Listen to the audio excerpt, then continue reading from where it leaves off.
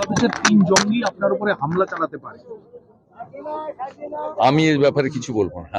মানে আপনি যেভাবে বাংলাদেশি হিন্দুদের পাশে দাঁড়িয়েছেন, দাঁড়াবো, তার জন্য কি আছে? সেই জন্য এরকম ভাবে হুমকি দেওয়া তা হয়। আমার যাদের কাজ তারা তাদের বলবে করবে, আমার কাজ আমি করব।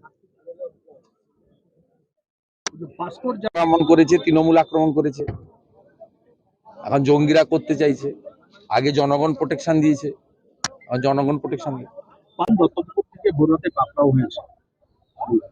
পাসপোর্ট এটা পাসপোর্ট জালিয়াতি নয়, এর সঙ্গে বড় র্যাকেট আছে।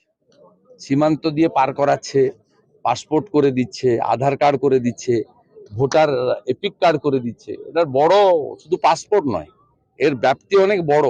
এই কেস এনআইএ এবং ইডি নিয়ে নেওয়া উচিত।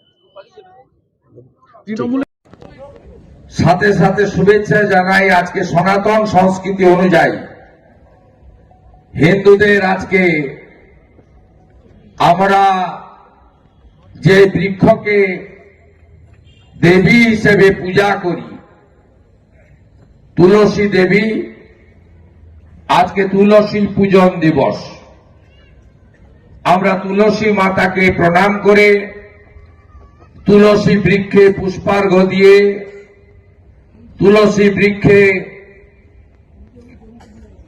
জল প্রদান করে ধূপে ধুনায় প্রদীপে মাতা তুলসী রানীকে আমরা শ্রদ্ধা জ্ঞাপন করেছি।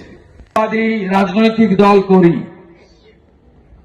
আমাদের মন্ত্র নেশন ফার্স্ট, রাষ্ট্র আগে, দল পরে। সেবা কর্ম গোটা নন্দীগ্রাম জুড়ে 11টা থেকে হচ্ছে।